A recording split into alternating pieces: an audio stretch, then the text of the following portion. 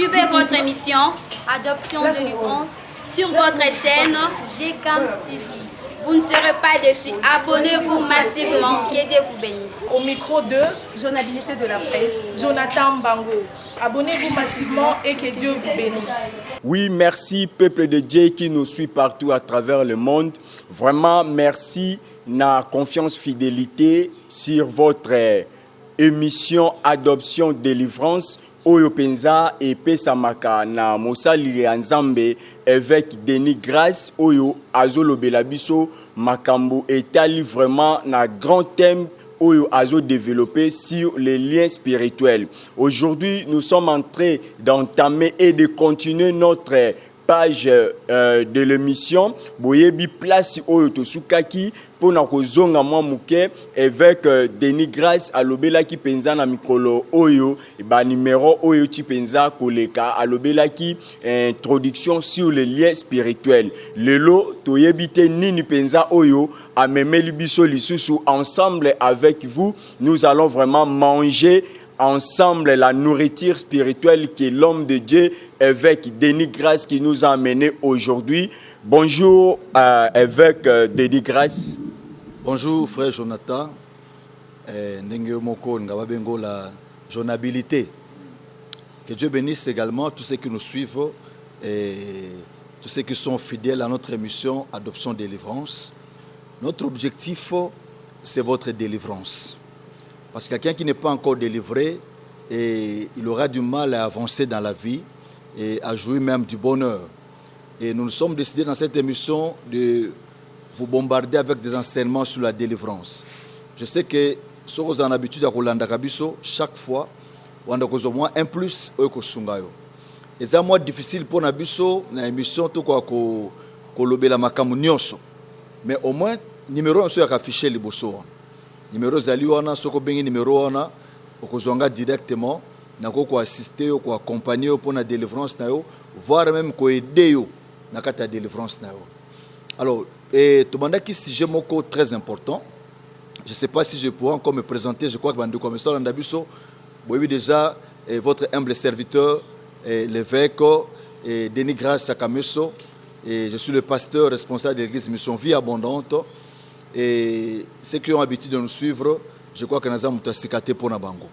Alors, et là, comme il y a motuya tout le monde qui a colbé sur la carte, il y a une mission, c'est continuité, parce qu'il y a des gens qui avaient commencé avec nous, Jonathan.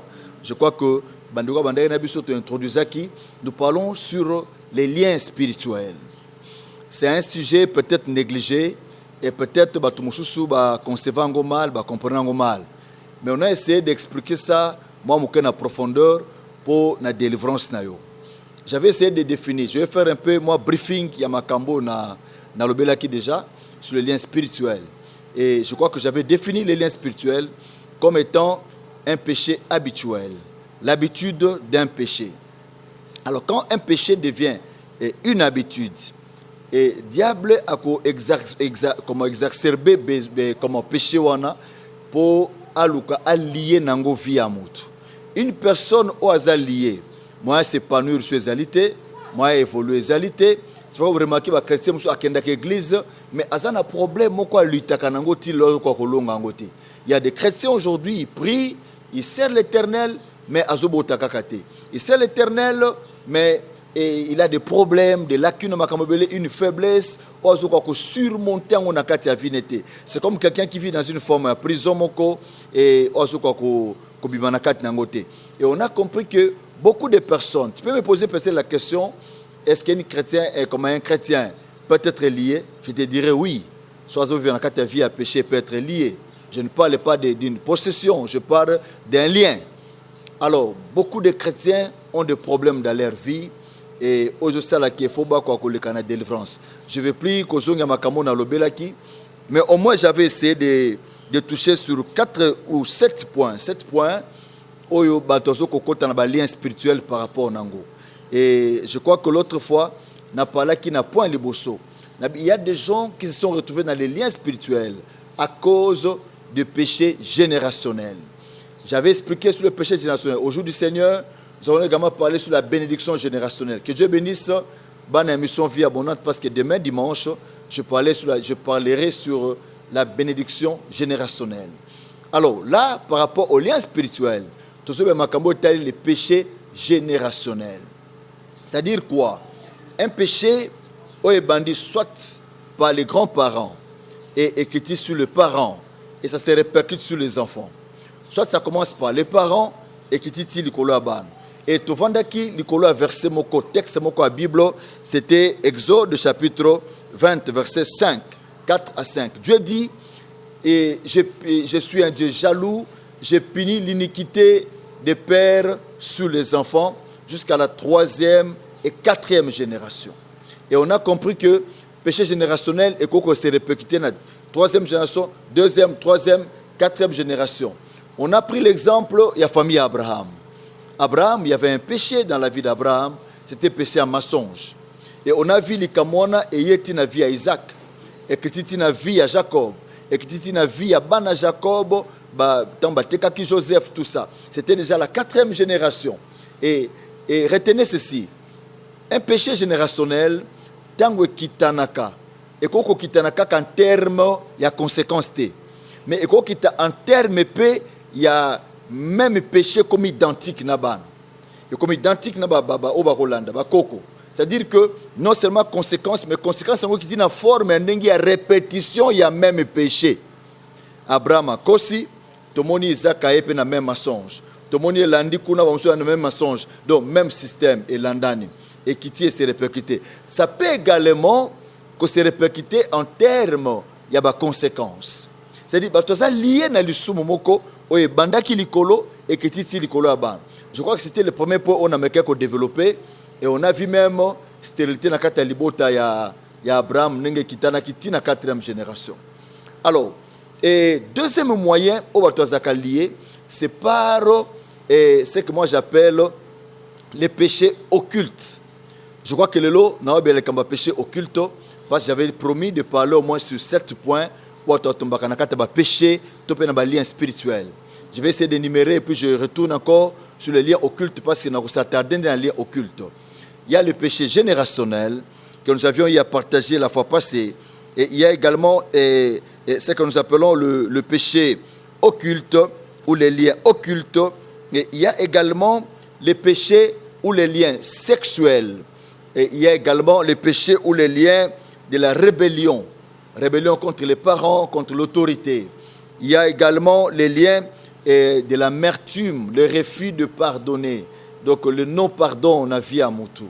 Et il y a également les péchés ou les liens. Là, je parle beaucoup de liens, parce que les liens de pensée négative.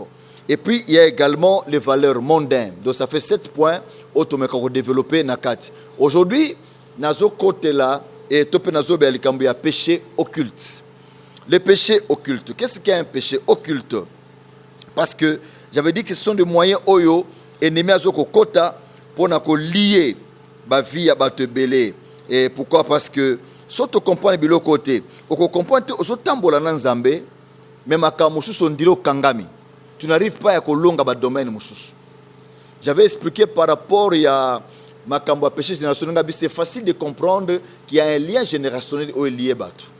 Quand on voit des cas identiques, des cas similaires dans la famille, okuna a même problème, okuna même problème. Bana tata kulutu, bana mama papa leki, bana nani kuna, papa leki kuna, likamoko, makamoko on dirait faiblesse moko, li sumo moko, mabe moko, et kokana, et c'est répercuté, et qui dit, ça prouve à suffisance qu'il y a quelque chose au lié bateau en akatia.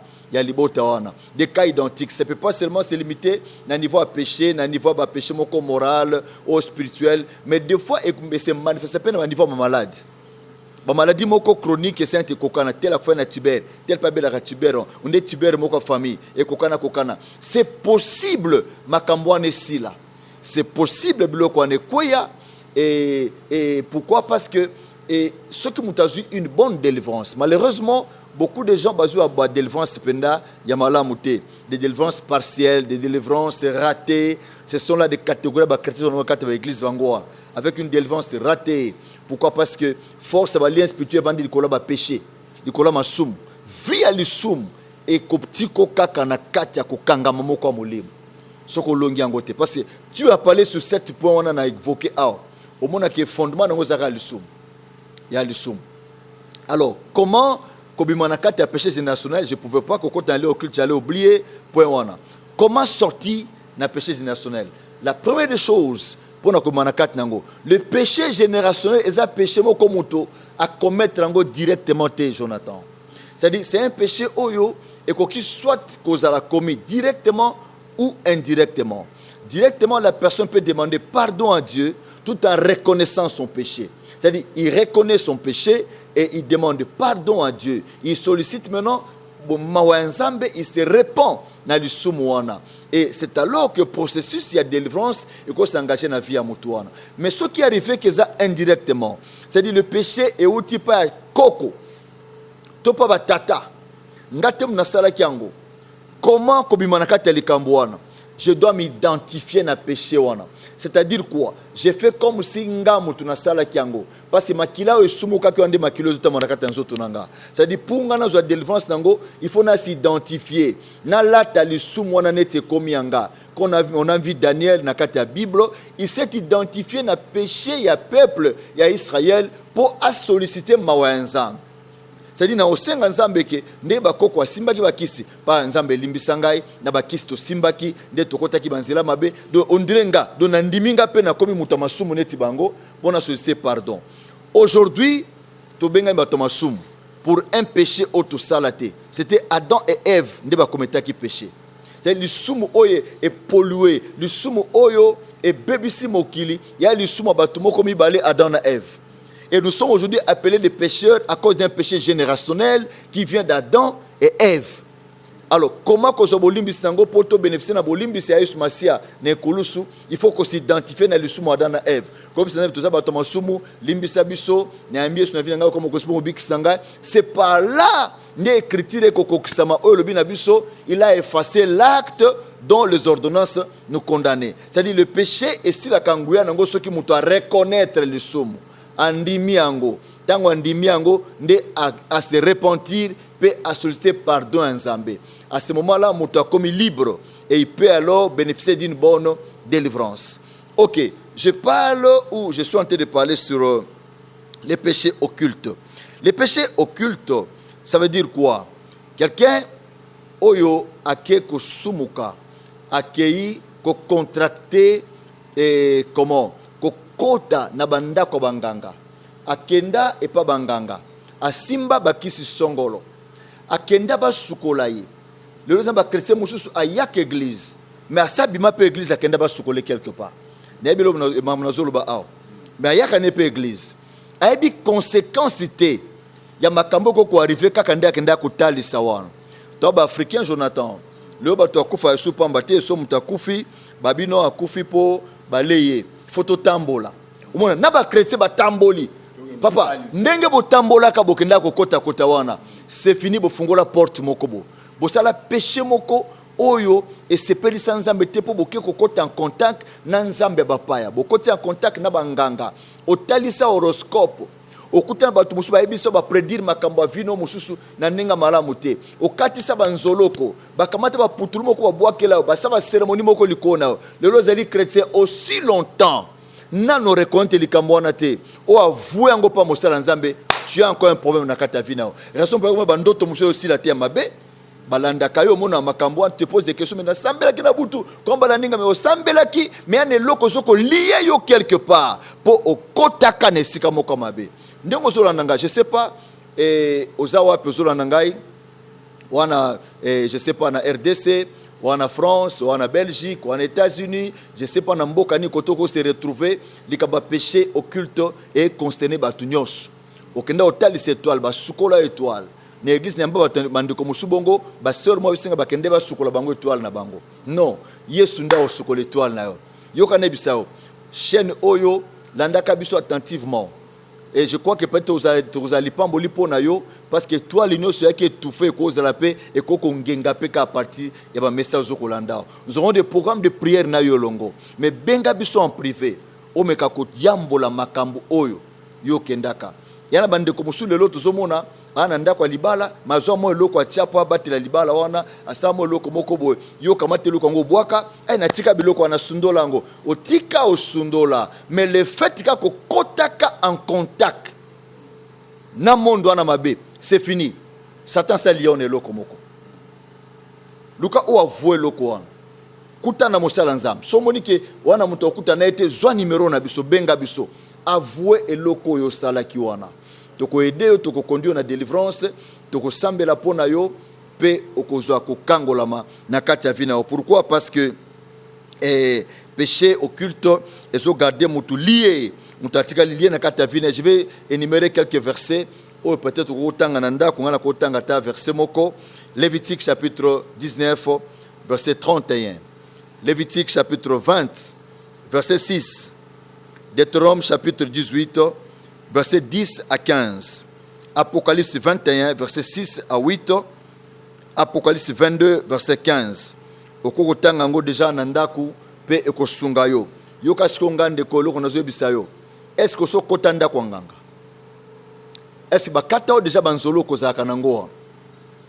Okenda kotalisa likamoko yebisaka mutu te liboso nzambe loko mote bombami ba problème ezo komelo lelo c'est parce que nano tubela makambo wana te olobango te omono ndire sukela okaka secret yo moko ogarda secret wana mais nengo zoyo kanga nzambe ndazo lobelao nzamba zolobelayo bokenda kokuta na mundele wana asabi no ba cérémonie moko ba sala oyo moko yebi ba cérémonie alelo bisiko va na poto wana ozo comprendre bitumani ekomeli bana na yo mitu yo sala sumala mute ozo comprendre ba suma ele na classe te d'une manière ou d'une autre. Satan sa créa pomoko soka toucher santé na ote a toucher bolamu na ote a toucher makamite a toucher bana na yo a toucher mobile na yo déstabilité et instabilité côté na kata foyer na yo mais parce que yo mukomoko kenda kanzela frère Jonathan permettre ngana pesa témoignage yo parce que tous en attend muke toujours toujours pesa ka onde goût de manière c'est que okota na biso en contact to sungayo yoka na sambela ki pona mama moko mama ona azana na France mama ona benga kibiso elle avait quel problème d'abord avant qu'elle excusez azana na Londres avant qu'elle mboka wana tout était bloqué dans sa vie mobali akufaki na condition nini mama ona tant mobali azena na vie akina ba moyen ba vivre kitoko ben na vie malam tala lipamboli euti panzambe yeba ke nzambe soka pambola ko batela o ya pesio mama ona amone ondire ko kikakate ba biso mono o risque perdre mobile no alors pour perdre te luka o kendo sanine o kangisa o batela mobile na wana basa mo be kila akeluka nganga mama kende ko luka nganga na bise nazomo na dezo zo perdre mobile na do soko kebite ozo perdre papa na sala nini pona perdre te nganga ebise ozana mbongo luka mbongo to saba cérémonie pour perdre mobile wana te. Et qu'est-ce qu'ils ont fait? Nganga ebise il faut bimana no nganga et mama wana abimana nganga mais tama kamuzamba salaka quelque temps après et le cas qui quelques mois et tout ça 6 mois 5 mois mobile a sala accident mobile sanine akufi mobile okende ko côté la kisi akufi nae. Mais alliance au sakinanganga parce que quand je vais parler sur le lien de péché sexuel na kobela ba mariage spirituel ou bien comme mari et femme de nuit comment est-ce que le diable a contacté ba alliance ma bena batu et les kambo sexe et liakamutu na 3 dimensions corps âme na esprit et ça boulevard muneto fungola ko ba démon ko za contrôle la vie abatu cette maman là fungola porte à éviter et ça mana ba année 84 et c'est le cas to comité na ba année 2015 tout ça maman ça na ba problème vinezo avancé té ana mobala ko za na souté a comment ko souffrir a comment ko lutter na kati ya vie tout ça et puis a comment ko la bas ventre. Alors jour moko nzamba la kisingai na moni maman ona on dirait mutu moko bizarre a sa couple naï. C'était une maman qui ne priait pas en église nabiso, elle priait en église ya collègue moko.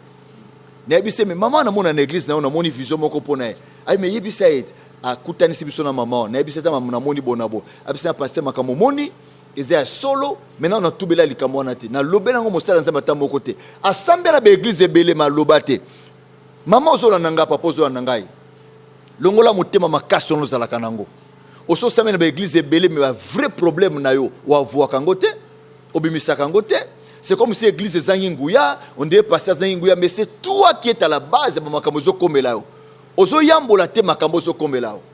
C'est ainsi que maman wana abi papa to kotine na ndaku abi singa papa na bimaka na nganga talabo pendant kazolo bana bandika prière mulimo anganga tomboki na kati ya mama maye komo bimena se maye zo bimena se na menacer nganga bike na komo mobile ne depuis mokoto to kutana kane wana ngani ya kombani to botaka ne bana na ndenge ya butu na ndenge ya molimo tout ça na bengani nganga wana juste après délivrance wana visa mama ebimi makambo fungwami passe libumosili mama za na Londres lelo et za témoignage na yebo jour sepelaka témoigner ndena kotanga kombo na ye ana Londres lelo zamba sale bola mwakenda mais problème ya lien o bloka ki vina ezaki nini péché wana occulte ya okende pa nganga à perdre mobali et à santé nepe et comment kobundisama elle était bloquée. Tu as des problèmes au bomba attends zolo ko bakato wana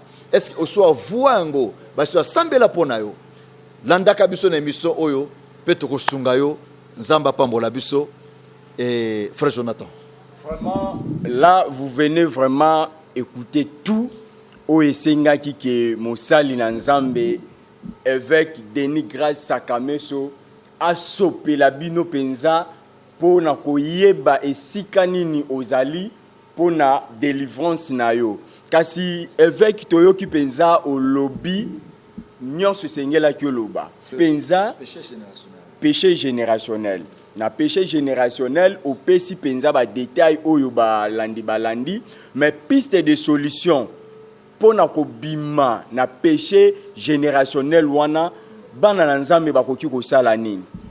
OK, je crois que na hote ko expliquer awa ba voie de sortie il y a péché générationnel et j'avais dit que pour na kobima na kata péché générationnel la première des choses et il faut d'abord ko sala loko nini ko s'identifier na péché wa papa azaki ndoki aloka batu alia batu akei mi papa wana mutaboti biso doto makila papa wana maka papa sala etumbola kanda nzambe nzambe tango azolinga punir ao punir makila wana ao punir papa wana do azomona papa wana na bokitani mobimba do songa na bike ngana zalaka te ngate mnasala makambo na bondoki ne asuka na bondoki ne ndengwana mais en réalité ngape na ndoki pour papa mutaseni akindoki tu vois donc prière nanga ozelo ko nini nzambe limbisa biso na nini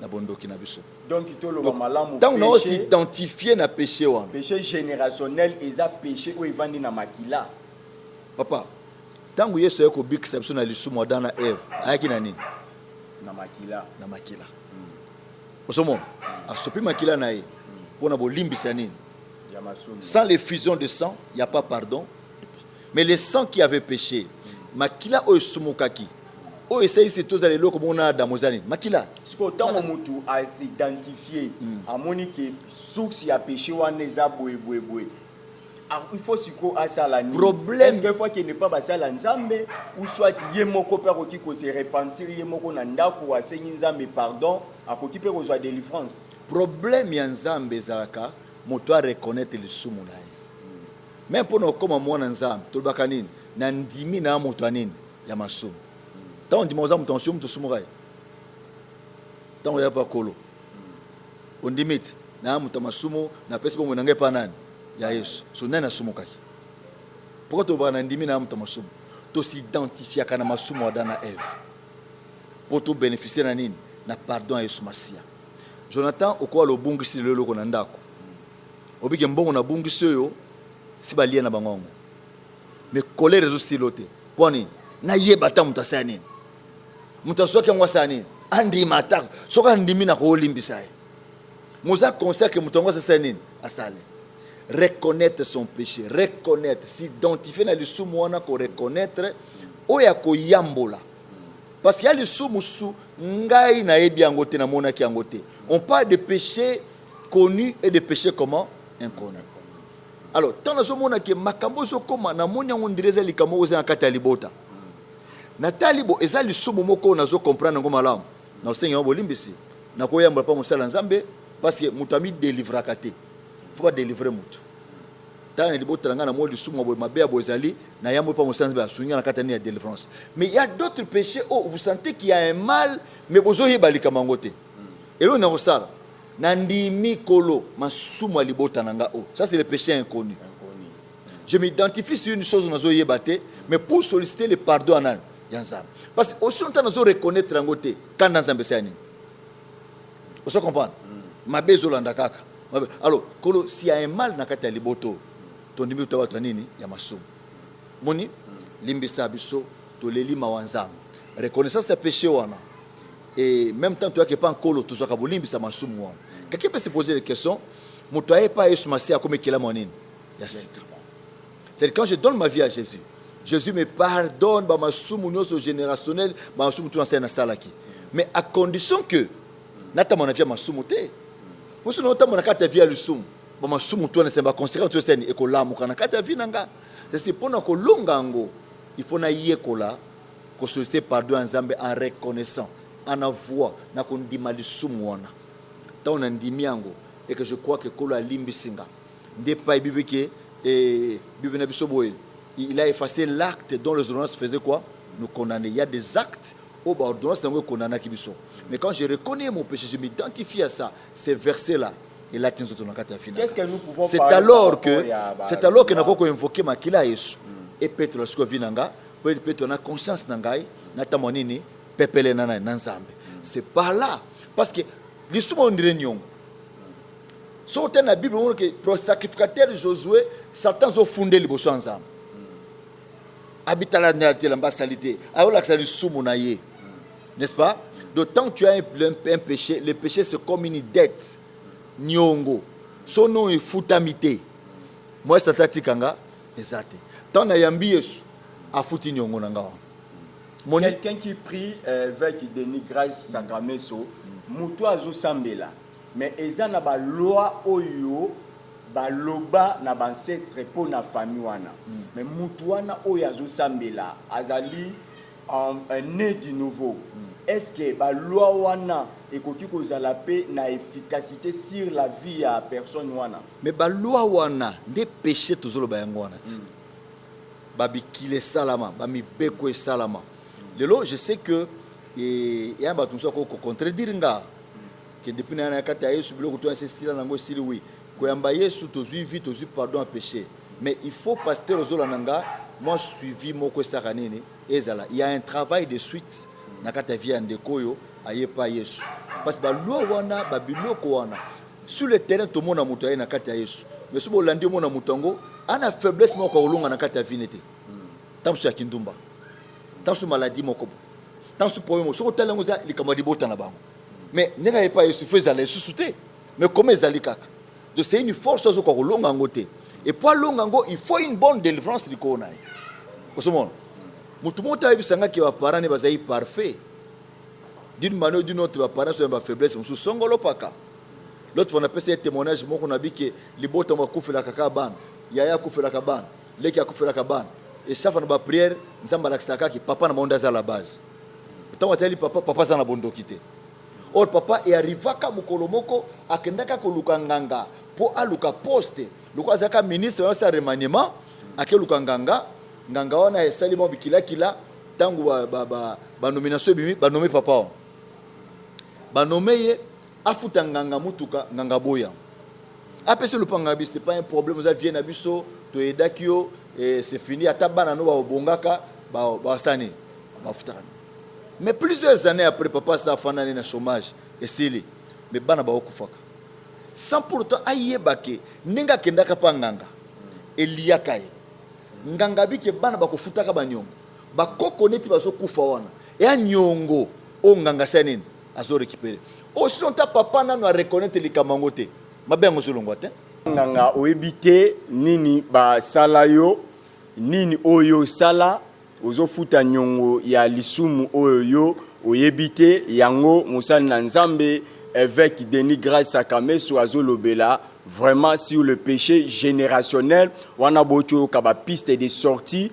ya délivrance pour okangolama na ba péché wana mais avec otipe kolobela péché péché occulte na préciser c'est quoi okotaka ba séance occulte ofréquentaka bato wana otanga ba livre occulte okota en contact na biloko wana sache que soka kokota en contact kaka na biloko wana et que oavouer biloko wana te vie na yo et comment lié quelque part wana contrôle moko spirituel quelque part et contrôle wana et comme lié moko spirituel et koki d'une manière ou d'une autre ko contrôler vie na yo oko subir moi combat moko na domaine songolo paka vie na yo ozo yebela te côté ne koteli mais nazo meka ko rafraîchir mémoire na yo tala vino malamu okota ke sika moko boete osimba ke loko moko boete ba pesa ke loko moko boete otanga livre moko magique te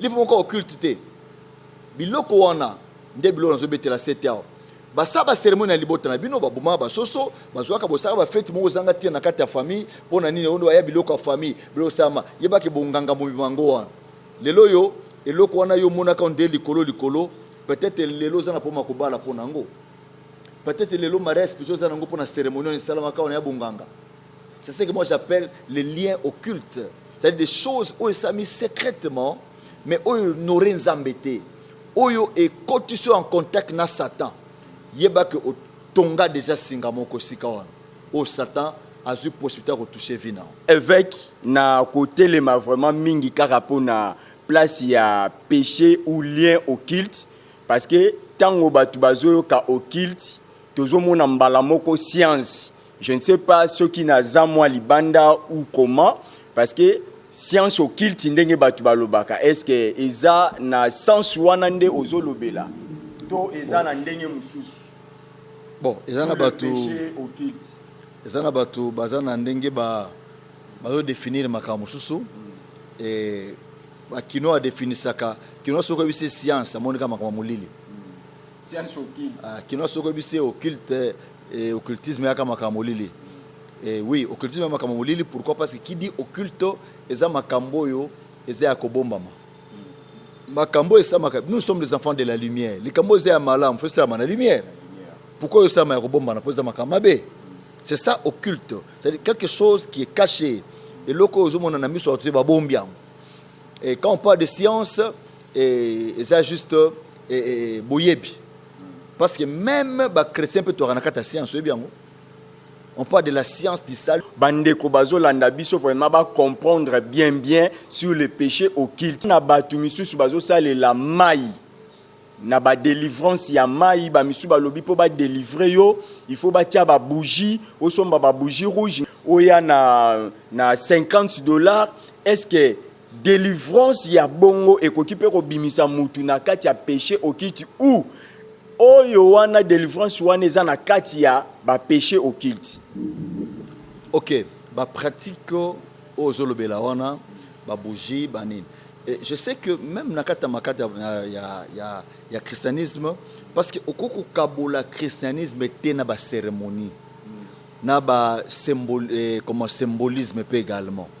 Mais biloko tout ko sala na kati ya christianisme il faut la conforme na le bananzambe et puis il faut sala au nom de Jésus-Christ et puis biloko sala wa tout monde ke yango nde bible sa nini elobi alors et même tant ka culte zanine culte yali ensemble ba cérémonie auto sala pona honneur ya nan ya nzambe et il faut savoir quoi na kati ya délivrance eza mutute mutazo délivre donc mutute c'est mutazo service à délivrance mais c'est Jésus qui délivre et puis on délivre au nom de Jésus-Christ donc mutazo comme ngangate à place nani c'est facile au comprendre que mutazo sala makambo mabe à pratiquer bloc mabe pourquoi parce que à l'accès tu yenda zobiki ça yenda okangola nous croyons que c'est Jésus qui délivre et c'est Jésus qui guérit alors ba pratique wana o bato asalaka basukoli basali boye ba huile et tout ça dans la Bible. Mais ça dépend de la manière ni manipuler huile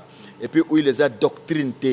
C'est-à-dire que huile ou pas huile, maï ou pas maï, Jésus délivre. Est-ce que péché occulte et qu'on taper na kati ya oyo Bible lobike ou qu'on représenter image mon côté devant nga. Tant aux en la prière, tant au mutu oyo azo sale la cérémonie moko azo représenter image moko à la place ya Nzambe. Est-ce que qu'on taper na kati ya péché occulte? Bon, question na yo na sur yango pena clarté. Image ya nini? Et oui, les gens na misusu balobike soko za maladi zwa jimela okobika et batu bakoti si yango. Frère Jonathan. Et toko kabola surnaturel na Nzambe te. Yana biloko Nzamba ko inspiré na bande ko église je sais et makambo ko commander doctrine te. Mais Dieu peut, moi je crois que par le matériel nous pouvons communiquer le spirituel. Mais na ndenge nini? Exactement que parce que Jésus a appliqué qui mabele potopoto na so ina miso ba aveugle nde ba aveugle no so ba yekaka otie potopoto na so otie non. Ya ki révélation moko par rapport ya kawana. Nzamba ko orienté no mutonde azoka pasi wana kamata mai sambela pese mai amela. Ça ne veut pas dire que mai et biksi mutu wana. Non. Mais elingola c'est tout simplement et que Dieu peut utiliser l'eau comme okoboé pour biksi mais comme doctrine té pour toi bikaka nango. Et comment on peut doctrine té? Au second. Ils ont des révélations qu'on la perso directive qu'on la perso que n'est que j'entends so capable si bongo simbe na misu. Mais son temps est comme habituel. On est comme doctrine. On est comme ex-zappé na kati ya péché. Non, toko ko associer deux choses. On a des péchés occultes et ça kokota en contact na misala molili. Kokota en contact na Satan. C'est ce que nous appelons un péché occulte. Voilà, c'est clair. Ok, vraiment merci, évêque Denis Grace Sakameso, pour votre éclaircissement sur le lien spirituel que nous sommes en train de développer. Notre grand sujet vraiment de notre émission Adoption Délivrance. Vraiment, je vous invite toujours à s'abonner massivement et de suivre chaque numéro de notre émission Adoption Délivrance, vraiment avec évêque Denis Grace Sakameso, où il y a vraiment ma piste de sortie. Tope ndenge nini tokoki ko kangolama na makambo oyo etali ba lien spirituel. Nous sommes vraiment à la fin de notre émission. Vraiment, on se retrouve prochainement dans notre nouvelle page de l'émission Adoption Délivrance.